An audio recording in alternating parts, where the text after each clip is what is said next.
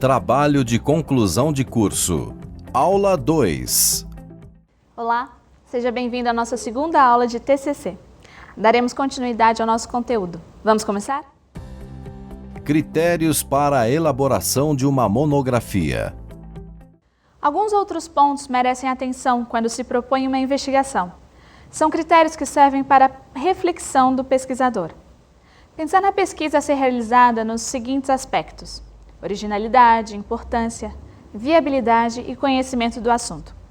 Para Inácio Filho, todo esse conjunto de categorias, conceitos e pressupostos deve constituir-se num todo articulado dentro do trabalho científico. O conhecimento sobre a estrutura da pesquisa também deve fazer parte do interesse do pesquisador, no sentido de estruturar o trabalho dentro dos padrões exigidos para a elaboração de um trabalho científico. As normas da ABNT. Todo trabalho científico exige uma formatação com base nas normas da Associação Brasileira de Normas e Técnicas. É um padrão nacional de normas, que vale para todas as produções científicas. É interessante ter acesso a estas normas para formatar de forma prática e objetiva seus próprios trabalhos, e principalmente a monografia. Nesse sentido, Habermas traz colaborações que esclarecem questões importantes relacionadas às normas, e que são, na maioria das vezes, motivo de dificuldades na elaboração de trabalhos por parte dos pesquisadores. A ABNT foi fundada no ano de 1940. Trata-se de uma entidade privada de políticas públicas sem fins lucrativos, reconhecida por lei como órgão de utilidade pública, dirigida por membros de um conselho deliberativo, conselho fiscal, conselho técnico e a diretoria executiva. A ABNT apresenta várias normas que são referendadas com números chamados de NBR, que significa Normas Brasileiras, as quais estão sujeitas a revisões periodicamente. O acadêmico precisa estar atento às mudanças das normas por ocasião da elaboração do seu trabalho, considerando as constantes adequações que a ABNT processa. Sobre a formatação da monografia. Ainda que Habermas apresentamos basicamente os padrões a serem seguidos na formatação de uma monografia, devendo considerar que a formatação básica para elaborar um trabalho acadêmico deve ser baseada nos princípios gerais da NBR 14.724/2005. Papel. Deve ser branco, formato A4, cujo texto deve ser digitado no anverso da folha, ou seja, na frente, exceto para a folha de rosto, que deverá conter a ficha catalográfica, impressos na cor preta, podendo utilizar outras cores apenas para ilustrações. Margens. A margem deverá obedecer 3 cm borda superior e esquerda e 2 cm borda inferior e direita. Espaçamento entre linhas. Deve ser de 1,5 cm em todo o trabalho, exceto para as citações com mais de 3 linhas.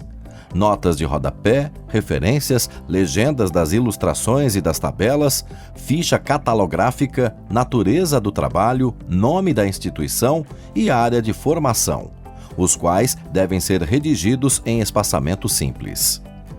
Parágrafo: 1,25 cm em todo o trabalho, exceto para citações.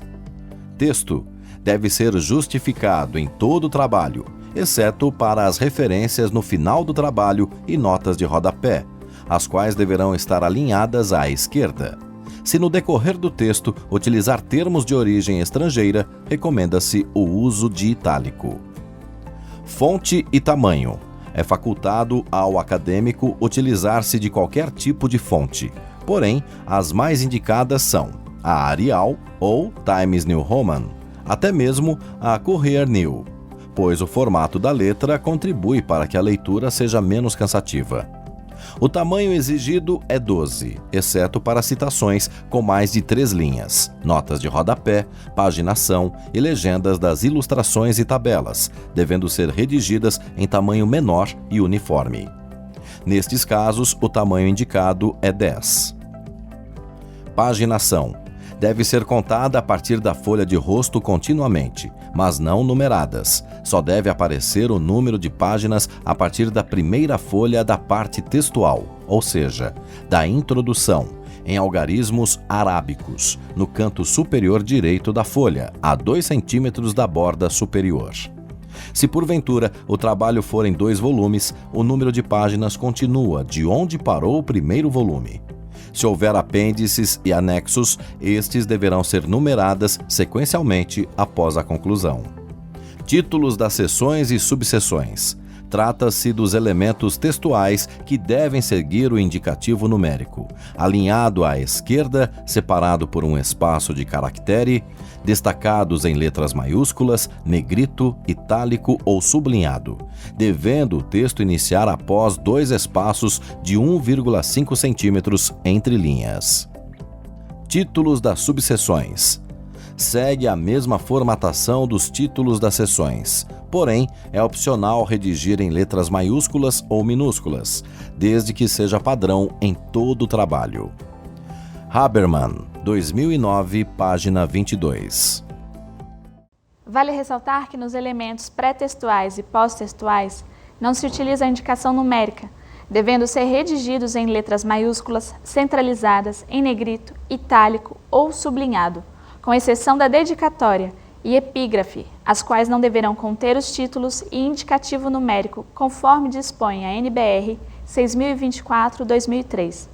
Além da formatação básica do trabalho acadêmico, é necessário compreender a divisão da estrutura desse trabalho, ou seja, os elementos pré-textuais, textuais e pós-textuais descritos a seguir. Nos elementos pré-textuais devem constar capa, folha de rosto, folha de aprovação, dedicatória, dedicatórias, agradecimento, agradecimentos, epígrafe, resumo na língua vernácula, resumo em língua estrangeira, lista de ilustrações, lista de tabelas, lista de abreviaturas e siglas, lista de símbolos, sumário.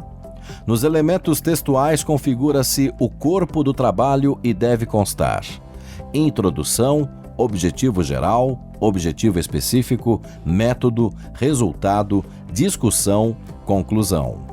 Os elementos pós-textuais são a última parte da estrutura do trabalho e deve constar referências, obrigatório, apêndice, opcional, anexo, opcional, glossário, opcional. Estrutura da monografia, elementos fundamentais. Nesta unidade, apresentamos de forma explicativa, item a item da estrutura da monografia, com a descrição de cada parte para que o acadêmico indique os elementos na própria apresentação da estrutura projetada, para melhor visualização do pesquisador. É um material elaborado por nós, por ocasião de trabalhos realizados com orientações de TCCs em cursos de graduação e especialização, cujo objetivo é oferecer ao aluno as condições visuais para a formatação correta de um trabalho científico ou de uma monografia. Capa deve conter a. Nome da instituição e do autor ao alto da folha, em fonte 14, em letras maiúsculas e sem negrito. B. Título do trabalho ao centro em fonte 16, em letras maiúsculas e com negrito. C. Parte inferior, o nome da cidade e o ano de apresentação. Em fonte 12, apenas as iniciais são maiúsculas e não todas as palavras, e sem negrito. Folha de rosto. Após a capa aparece a. Nome do autor ao alto da folha, em fonte 14, em letras maiúsculas e sem negrito. B. Título do trabalho ao centro, em fonte 16, em letras maiúsculas e com negrito. C. Logo abaixo, da metade da folha para a direita, aparece uma explicação rápida, mais clara, acerca dos objetivos institucionais, seguida da instituição a que se destina a pesquisa. D. Parte inferior, o nome da cidade e o ano de apresentação. Em fonte 12, apenas as iniciais são maiúsculas e não toda a palavra e sem negrito. Folha de aprovação. A folha de aprovação deve conter o título completo da monografia ou TCC, nome completo do autor, nome do título, nota que obteve no trabalho, nome, complemento dos membros da banca examinadora e local para assinatura dos membros e data de aprovação. Os elementos pré-textuais são as páginas que antecedem ao sumário. Podem ser incluídas as seguintes partes, devendo constar cada uma em página separada. A. Dedicatória. Essa folha não é obrigatória, mas contém texto, geralmente curto, no qual o autor dedica seu trabalho a alguém. B. Agradecimentos. Visa agradecer às pessoas que tenham contribuído para o sucesso do trabalho, prestar homenagem às pessoas que não estiveram diretamente relacionadas com sua realização, a entes queridos. C. Epígrafe. Trata-se de um pensamento de algum autor de preferência, que de preferência revele o objeto estudado, mas não necessariamente tem alguma relação com o tema. D. Resumo. Síntese dos pontos relevantes do texto, em linguagem clara, concisa, direta, com o mínimo de 200 e o máximo de 500 palavras. E. Lista de ilustrações, relação de tabelas, gráficos, fórmulas, lâminas, figuras, desenhos, gravuras, mapas, fotografias, esquemas, fluxogramas, quadros, etc., na mesma ordem em que são citadas no TCC, com indicação da página onde estão localizadas. F. Lista de tabelas, elaborado de acordo com a ordem apresentada no texto, com cada item designado por seu nome e acompanhado da página. G. Listas de abreviaturas e siglas. Relações alfabéticas das abreviaturas e siglas utilizadas na publicação, seguidas das palavras a que correspondem escritas por extenso. H. Lista de símbolos. Deve ser elaborado de acordo com a ordem que aparece no texto. Sumário. As divisões do trabalho, os capítulos e seções com a indicação das páginas. Não se deve confundir com índice para designar esta parte. Introdução, desenvolvimento e conclusão. A organização do texto dos trabalhos científicos deve obedecer à sequência: introdução, desenvolvimento, que, dividindo-se em seções e subseções, conforme a natureza do assunto, e conclusão. A introdução conforme a BNT/NBR 14.724, parte inicial do texto, onde devem constar a delimitação do assunto tratado, objetivos da pesquisa e outros elementos necessários para situar o tema do trabalho. O desenvolvimento de acordo com a BNT/NBR 14.724, parte principal do texto, que contém a exposição ordenada e pormenorizada do assunto. Divide-se em seções e subseções, que variam em função da abordagem do tema e do método, e a conclusão, conforme a BNT/NBR 14.724. Conclusão. Parte final do texto, na qual se apresentam conclusões correspondentes aos objetivos ou hipóteses. Nota. É opcional apresentar os desdobramentos relativos à importância, síntese, projeção, repercussão, encaminhamento e outros. A. Referências. Conforme a ABNT/NBR 6023/2002, é a listagem, em ordem alfabética, das publicações utilizadas para a elaboração do trabalho. B. Apêndices e anexos. São documentos complementares ou comprobatórios do texto, com informações esclarecedoras, tabelas ou dados colocados à parte, para não quebrar a sequência lógica da exposição. De acordo com a ABNT/NBR 14724/2002, tanto os apêndices quanto os anexos são elementos opcionais que são identificados por letras maiúsculas consecutivas, travessão e pelos respectivos títulos. Excepcionalmente, utilizam-se letras maiúsculas dobradas na identificação dos apêndices e anexos, quando esgotadas as 23 letras do alfabeto. B.1. Apêndices. São documentos da autoria de quem redigiu o trabalho. No alto da página, a indicação Apêndice A, em letras maiúsculas, fonte 16, sem negrito, seguida de travessão, e o título.